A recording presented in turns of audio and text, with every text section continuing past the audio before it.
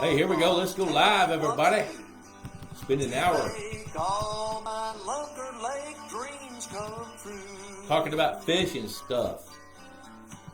Hello, everybody. Bob Lusk, the pond boss, coming at you live from Lusk Landing, right here on the shores of Brazos River, pecan plantation outside of Granbury, America. Hey, let me know you're here. You know, you guys know the drill. Hashtag Pond Boss Magazine in the comments section. Click like. Share this video to your timeline. And guess what? You're eligible for a drawing for a Pond Boss something.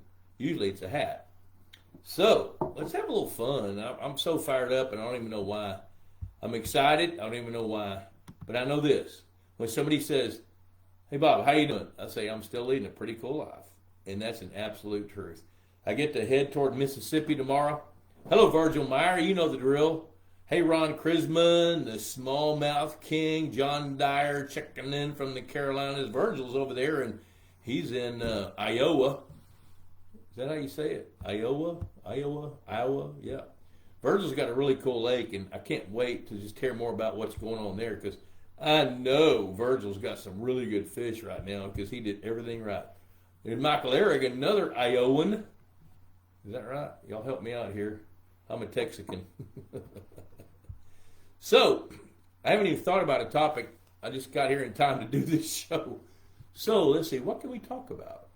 Well, you know, I told you last week about the fun event. It was an epic event that we got to spend working on a 104-acre lake. I don't know if I told you the numbers, but that lake was, the owner wants to make it an epic. Hello, Jeremy Day.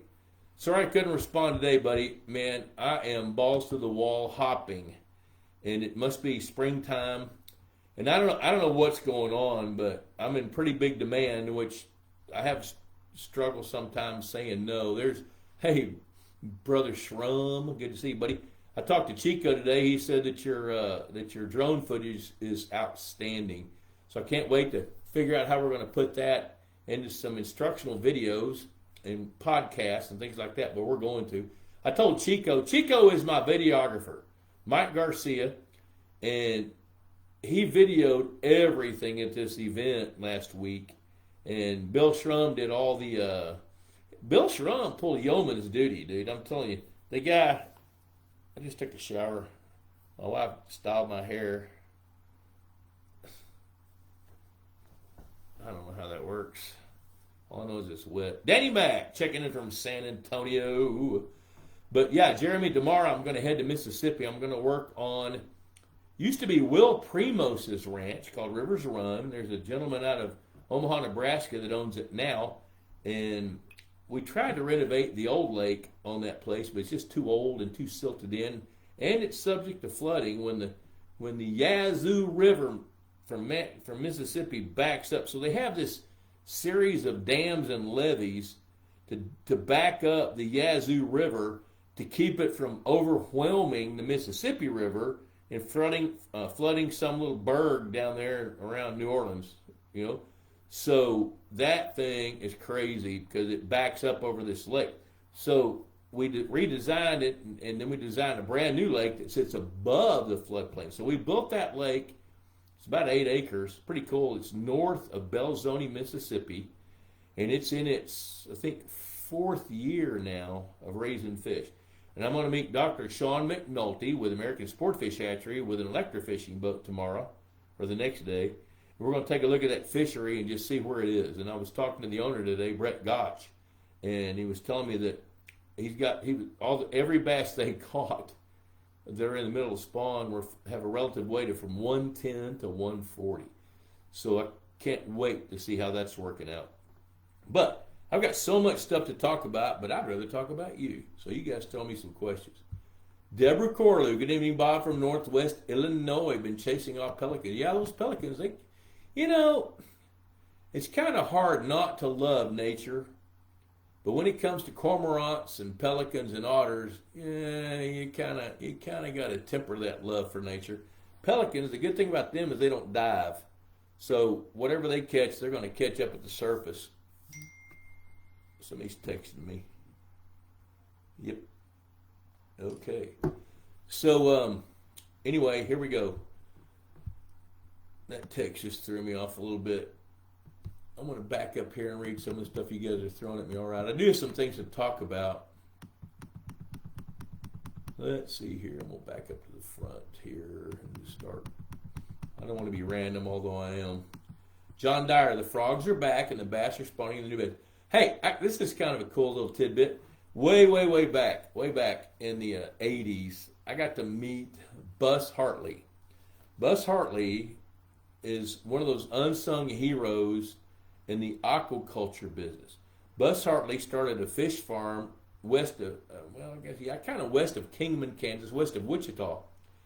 And his sons run it now, and his grandsons are taking over. But I got to meet and get to know Buzz Hartley when he was in his 70s. That was back in the early 80s.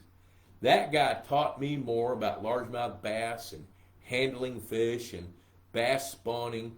And one thing he told me one day that just stuck in my brain was he said, when the bullfrogs are croaking, the bass are spawning. Which, I thought that was a pretty cool little tidbit, but I didn't believe it. But I'm going to tell you, when the bullfrogs are croaking, so John Dyer, when you tell me the frogs are back and the bass are spawning, those are correlated. And as a biologist, I kind of had to justify that and try to figure out what that meant. Temperature. When the bullfrogs come out, they're coming out at the same temperature and they start croaking at the same time that the bass are spawning. So it kind of makes sense. So there you go. So let's see here. I'm going to roll down here and I'm going to feed off of you guys if you'll let me. Okay, Virgil up in Iowa says, Virgil is in south central Iowa. I don't want to give away his hidey hole because he doesn't want poachers, although nobody here is a poacher. Virgil, we have a lot of friends here, buddy, you and me.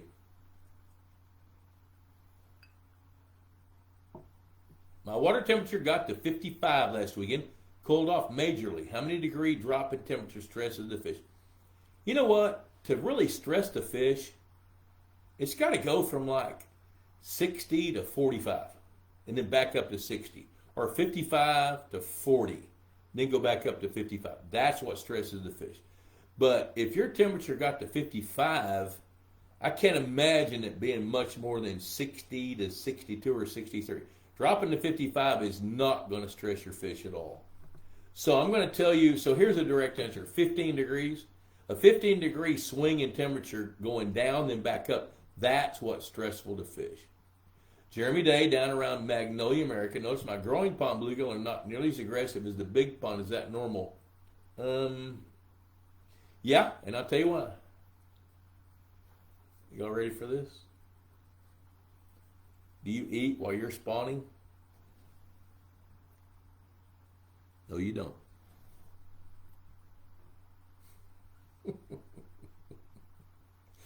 That's crazy. Hello, Jim Allen. Man, I can't wait to talk to you. Hey, I'm going to be in my truck tomorrow running over to Mississippi. I think I'm going to leave around 10 in the morning. So from 10 to about 6, I'll be in my truck.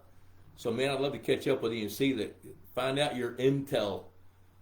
Bill Schrum brought home 12-gallon bags of catfish fillets. Already had a fish fry. Just one? You need to feed the whole neighborhood. Donate some to the fire department. And we're going to do some more catfish out of that lake.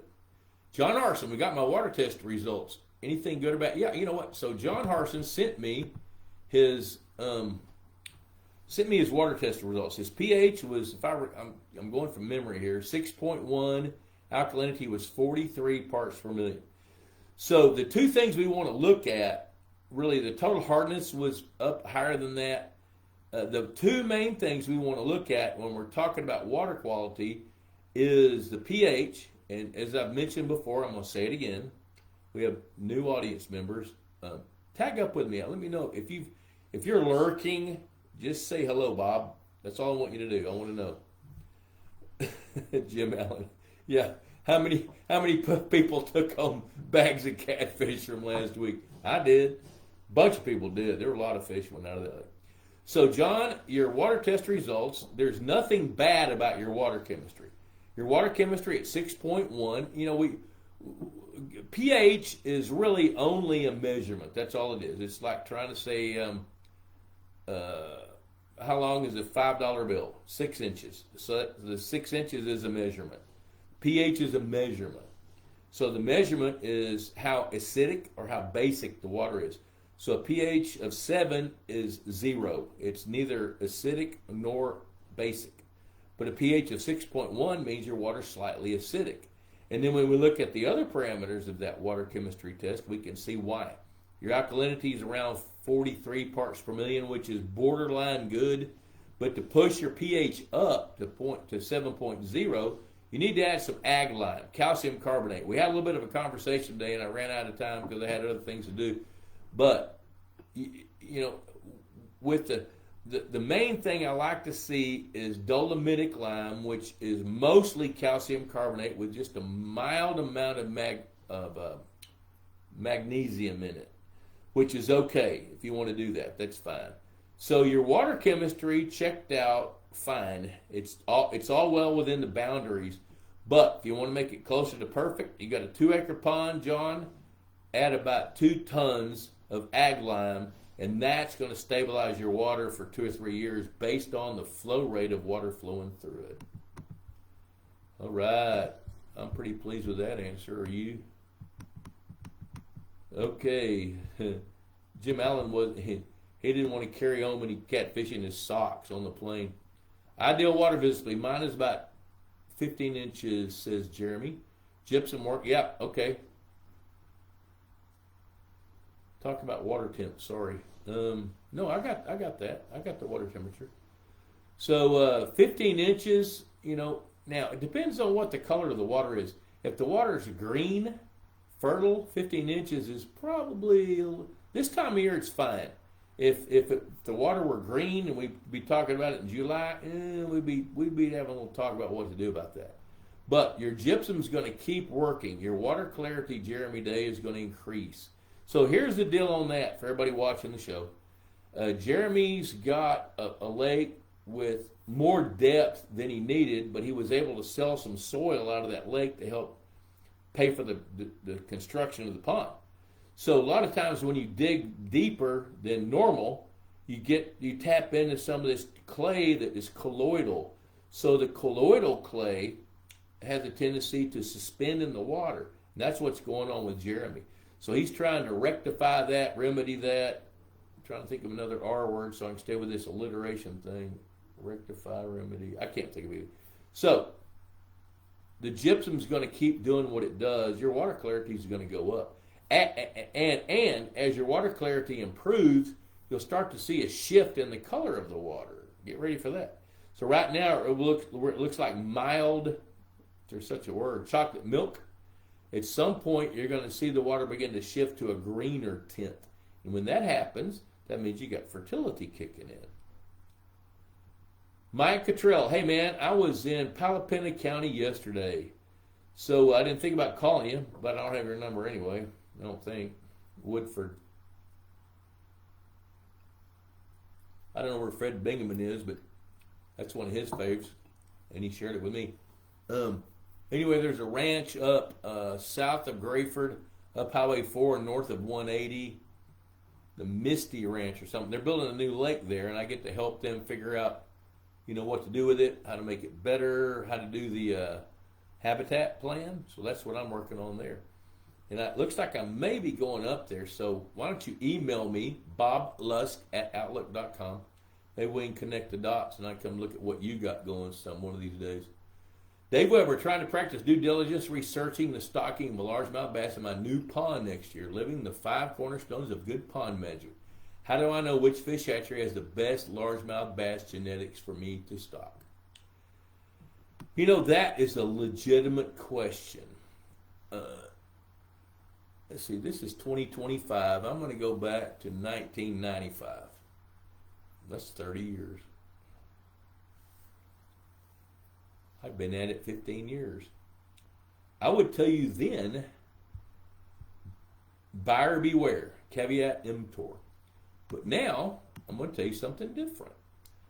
There are a number of fish hatcheries who go to the bank literally, on their ability to grow fish of certain genetic traits. Now, Dave, you and I have talked before, but I don't know exactly what your goals are. You're in northwestern Missouri, so I'm going to tell you the risks of largemouth bass with Florida genetics.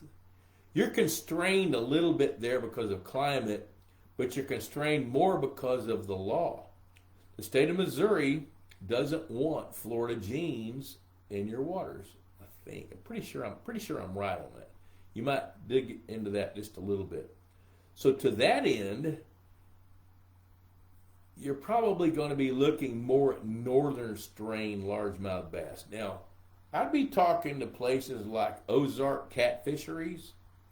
Those guys are really, really sharp. And, you know, good gosh, when I first got into the fisheries business, the daddy was, I got to meet the daddy. Gosh, the name is escaping me. Jim Cars was his name. And I got to meet him like in 1978 or 79 when I was a student. And I was fascinated as to how innovative that guy was. And now his sons have taken over that hatchery. Those guys are pretty good. The 5 cornerstones of good pond management, which are, hey, say them with me, happy water.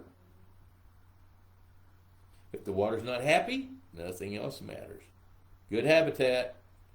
Virgil, Meyer, dude, you did the good habitat. You built a great lake with great habitat. That's why your fish are thriving. The third piece is the food chain. Takes 10 pounds of bait fish for a game fish to grow a pound. Now, once those game fish get bigger, it takes more than that just to maintain the weight and gain more weight. The next piece is genetics. You want genetics, which is where Dave is going with me. You want genetics that are conducive to success in that geographical part of the planet.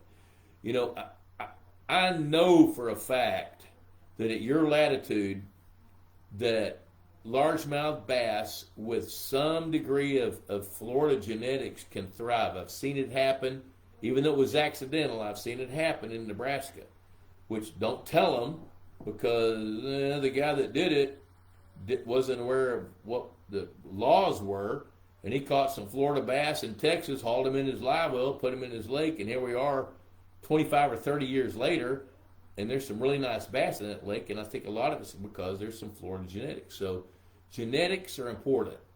Then the fifth piece of that puzzle that Dave's talking about is harvest. You know, look at a pond or a lake like a garden. At some point, I mean, you're gonna build it. You're gonna have the happy water, the great habitat. You know, the food chain. You're gonna nurture that. You're gonna grow something. Have the best genetics for your latitude, for your geographic climate. At some point, you got to harvest something, and you get to figure out what that looks like. And that, my gosh, I could write a book about harvest. Maybe I will when I get a little time. Which, by the way, I got 3 books in the works. I'm working on a book for my kids. I've told you guys this before. So, you know, right now is a good time to talk about this. I want to hit you from 2 or 3 angles. We've got, so I guess it was a year and a half ago, my oldest son, Ty, who's 51. Do I look old enough to have a 51-year-old son? Say no. By the way, I turned 70 last freaking Friday. 70. Finally hit the speed limit and I ain't slowing down. Got lots to do. Where was I going? So anyway, I've written 3 books. So my oldest son, Ty, said, hey, Dad, you got some really cool stories. Please write them down so we'll have them after you're gone. Well, that made sense, so I wrote them all down. And then my son, Jonathan, who's in his early to mid-40s, I've lost track. I can remember all my kids' names. I just don't remember how old they all are. I think Jonathan's 42. He said, Dad, not only do we want your stories written down, but if you don't mind, video those. So I called Chico. Chico came. We spent almost 3 days videoing all these. Got like almost 60 stories that I wrote down. And then I told the stories on video. Well, Chico said, you know what, Bob, some of these stories are marketable. So I started bouncing some of these stories off of a professional editor and a professional writer. He said, dude, I think you can create a book that people would be interested in. You've had some very cool things happen to you. Well, early on in my life, from age 18 to 38, as I was going through college, finishing high school, going through college, and then starting to build a business, one of my hobbies was umpiring baseball. I love baseball. I've got some of the coolest baseball stories ever. Well, so this editor said, you know what? We ought to make a book about your baseball stories and then mix in some of your life stories with that. And then you got a book, which is kind of like a semi-memoir. And he said, I think that you could sell some of those books. So I kind of bought into that. So I'm working on that when I have a little time. Then extracting the baseball stories, I've got some pretty cool life stories that are a mix of what happened to me to mold me into who I am, plus fishery stories. And there's some stories that are probably best suited for my kids, but all the other stories, I'm building a book about that. And then I'm going to build a book about all the stories. So I'm going to work on that when I steal the time, which, as Jim Allen will tell you, that's pretty scarce in this today's world with me. But anyway, I'm going to try to, I will tell you more about it as we get to it, but I'm going to have some books that you may be interested in. So, when we get to it, I'll clue you in a little bit more, but right now it's a mystery. Which leads me to the next mystery, that Institute of Higher Pondology, which Jim Allen's been to, Bill Shrum's been to. You know, there's several guys that watch this show that have been to the Institute of Higher Pondology. Last week I had 3 people signed up. Now I've got 8. So I've got room for about 4 more people. This is going to be at the end of May. The next one's at the end of May. We're going to do one in October. It's going to be held at the West Haven Ranch. Bobby and Jacob West, fantastic hosts. They got a great rustic ranch facility, 15-acre lake. We got a really good curriculum. Now, here's the way I do it. When somebody says, hey, yeah, I'm coming, I want to talk to you, and I'm going to build the curriculum around what you want to know. And then once we get the curriculum built, we're going to execute the plan. And there's some hands-on tagging fish, electrofishing, water chemistry. One of my favorite things about the Institute is all these guys become friends. You know, they want to hang out with each other. To this day, there are text threads of guys that have been to the Institute where you guys are sharing information. And we've even got an Institute of Higher Pondology Facebook page. I don't spend enough time on it because I'm busy as hell. But anyway, if you're interested in the Institute of Higher Pondology, let me know.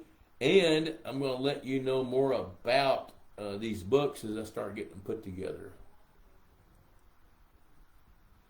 Jim Allen, I will not be, I don't know if you're asking me, but I'm not driving past you yet. But you know what? I'm headed to Springfield area. I gotta go up to western Missouri. Crap, I don't remember. Second week of April, maybe, I don't remember. Mark Dyer, Jeremy Day, green. Oh, your waters are green. Okay, Jeremy. How long does it normally take for it takes to process water tests and results? Well, depends on who you are. For me, it takes about a week. Everybody else, 2 weeks. But when you send in your water test, say, hey, copy Bob Lusk. And they typically do it pretty quick. Jeremy Day went from brown to green. That's a good sign, dude. Keep going. Drew Bachman, Palm Boss rocks.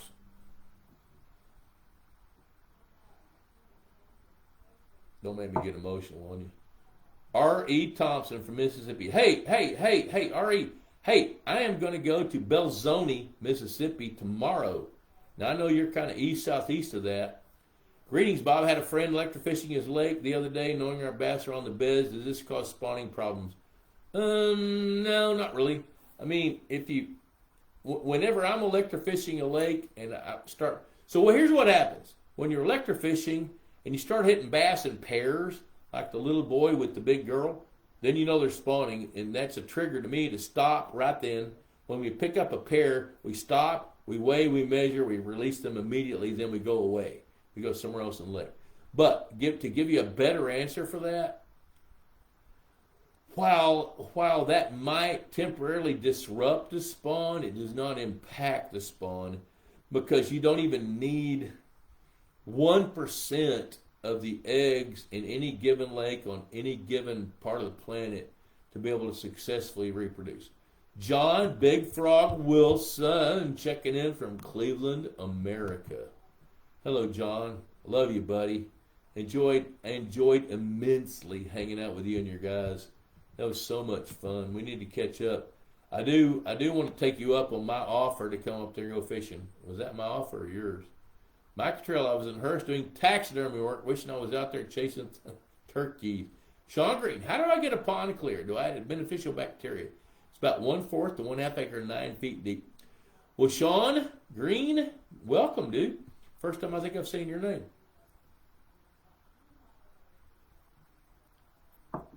Here's what I'm going to tell you. If the water is muddy, if you can get a 1 gallon glass pickle jar, if there is such a thing anymore. Hell, I don't even know if there's pickle jars. But if you'll get a jar of water, set it on the shelf, give it 4 or 5 days, see if it clears up, see if the mud settles out. If it settles out, something's physically stirring the water up.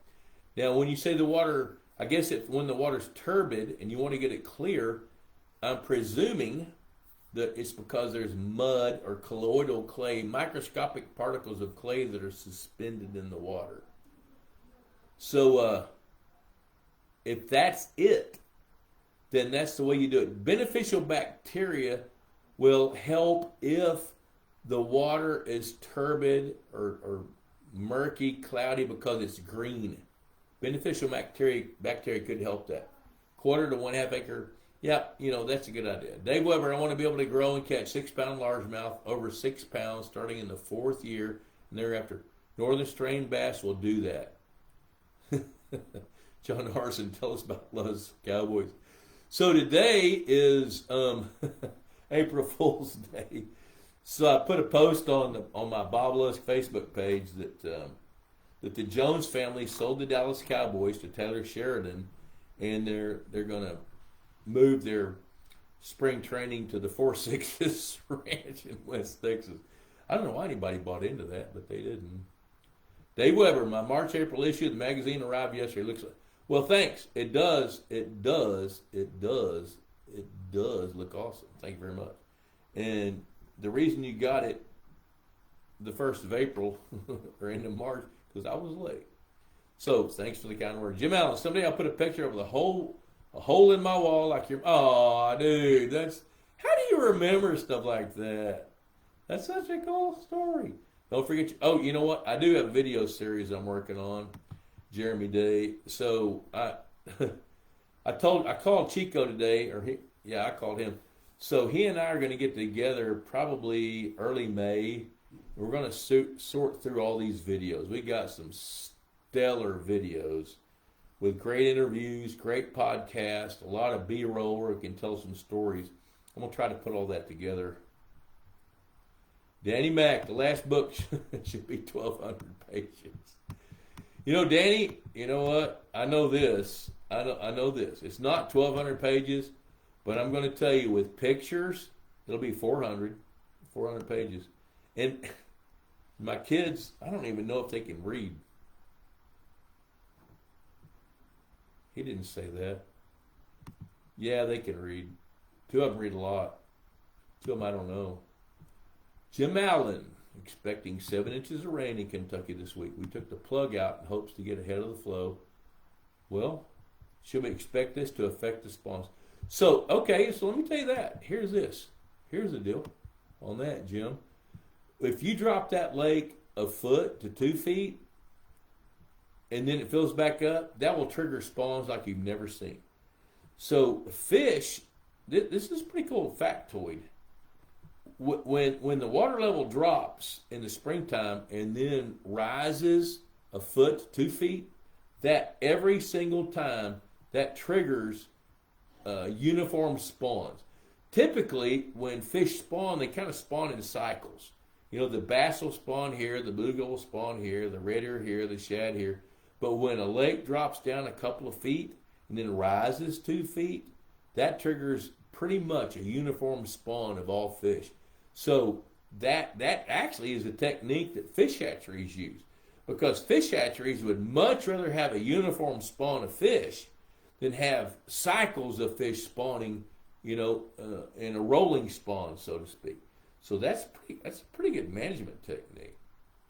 John Harson, on my line, is pelletized better or fine powder? Does it matter?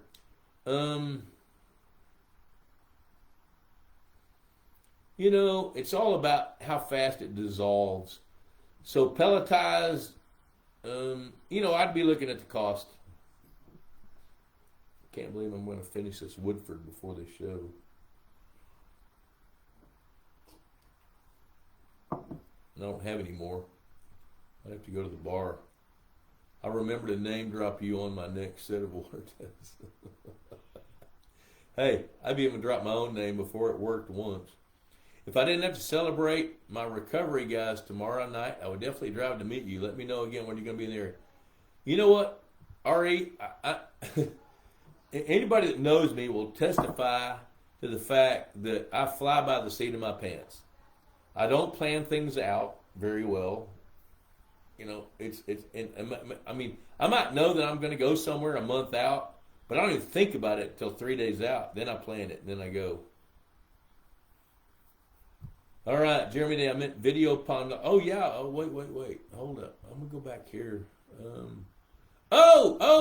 Jeremy's one. Oh, good dude. Good job, dude. Okay. Jeremy's helping me out. Hey, the Institute of Higher Pondology on Teachable, pondboss.teachable.com.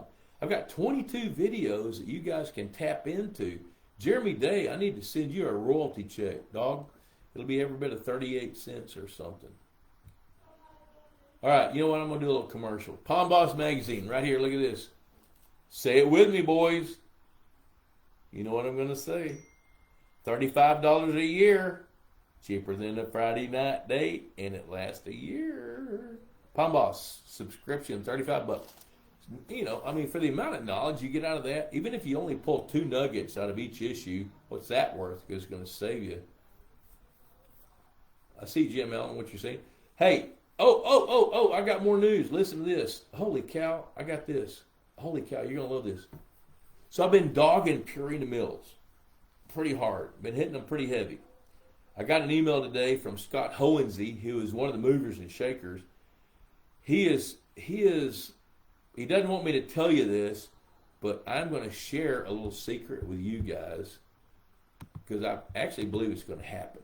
I can't believe we have 18 viewers. So, Purina is seriously considering making a run, and so they've discontinued Aquamax Largemouth. They're very seriously considering, and I really think they're going to pull it off. I've been pushing them hard as an ambassador. I've been hitting them in the mouth as hard as I can, which with no influence other than the fact that I'm a frickin' ambassador and I'm the frickin' pond boss and I'm a frickin' 2 halls of fame. Listen to me, boys. Make a run of Aquamax Largemouth. So I got an email today, or a text from one of the movers and shakers. Do I think we can move 10 tons? I told him absolutely yes, we can. We can move 10 tons. So they're exploring the opportunity to make one run of Aquamax Largemouth, revive the SKU, get it back on the market. So any of you guys, so he told me not to talk about it tonight. So I'm not talking about it. But if you can, if you guys will tell me that you'd like to have some, then I will make sure they know that. So email me at boblusk@outlook.com, and I will let them know how much Aquamax Largemouth, the big pellets, that you guys will buy. Kevin Bjornson, he's in Iowa, by the way. And he sells a lot of feeders and fish food. He wants a tractor trailer load. So, let me know, and we'll see what happens. Texas Hunter Feeders, Texas Hunter Products. Go to TexasHunterProducts.com and check those guys out. They have absolutely the best customer service to go along with their outstanding products. I love those guys. I mean, they respond immediately, not only to me, but they'll respond to you. So that sounded a little arrogant. I didn't mean it that way, but they're customer service oriented. Purina Mills fish foods are great. MVP, that's one of my favorites. Easy Docks of Texas, David Schneiderman. He and I got to spend some really fun time in a boat last week. So good people. BirdDogIt.com. Check that out.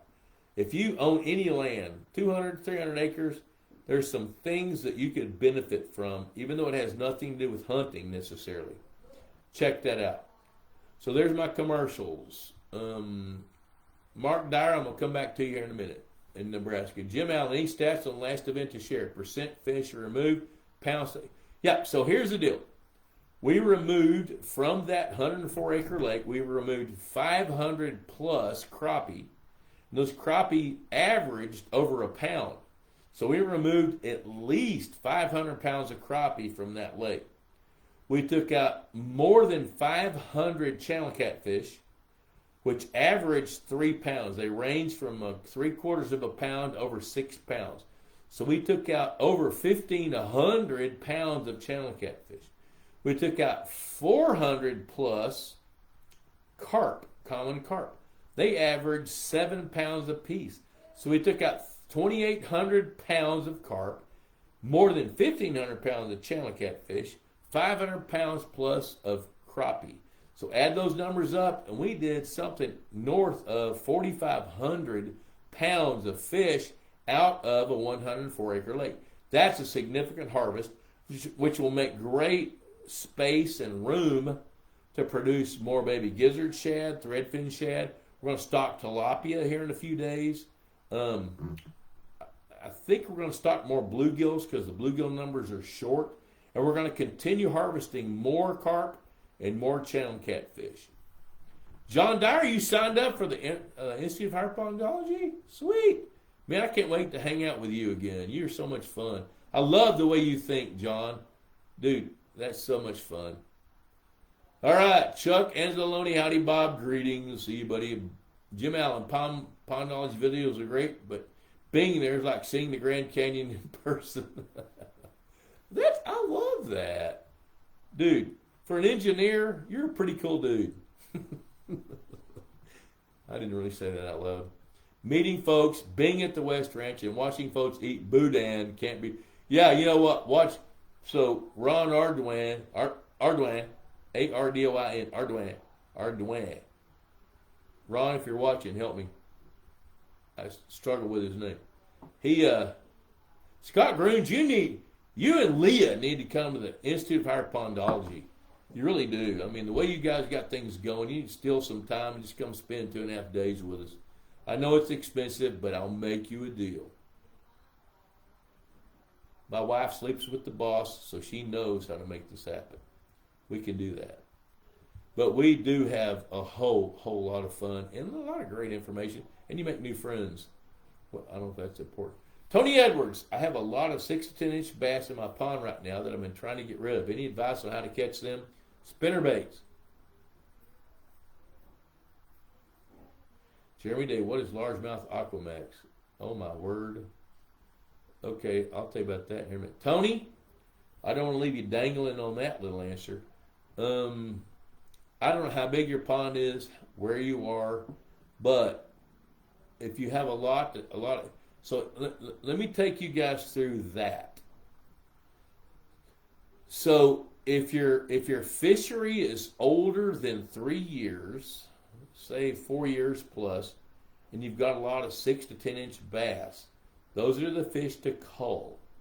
Now keep in mind, this is where I kind of struggle in communicating sometimes. Happy water, great habitat, great food chain, genetics, and a harvest plan. When those 5 things come together, you have a healthy lake. When you have a lot of 6 to 10 inch bass, there's a reason for it. Now, if that lake is 10 years old and it's 8 acres, I don't know. Give me a little more intel. Go ahead and type that in. I'll scroll down and look at it in a minute. But if you got a lot of 6 to 10 inch bass and your fishery is older than 4 years, I would have a fishing event, Boy Scouts, church groups, or hire an electric fishing boat to come out and help you harvest some of your fish. So spinner baits, minnows under a bobber, weigh and measure those fish. That's going to help you if you guys will do that. Largemouth aqua. Okay, so Jeremy Day, good question.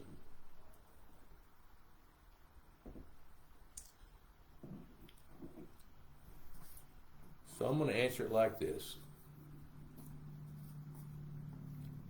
Back about 2006, 20 years ago, I was working with Dr. Mark Griffin, who was a nutritionist at Purina. I keep getting all these damn texts.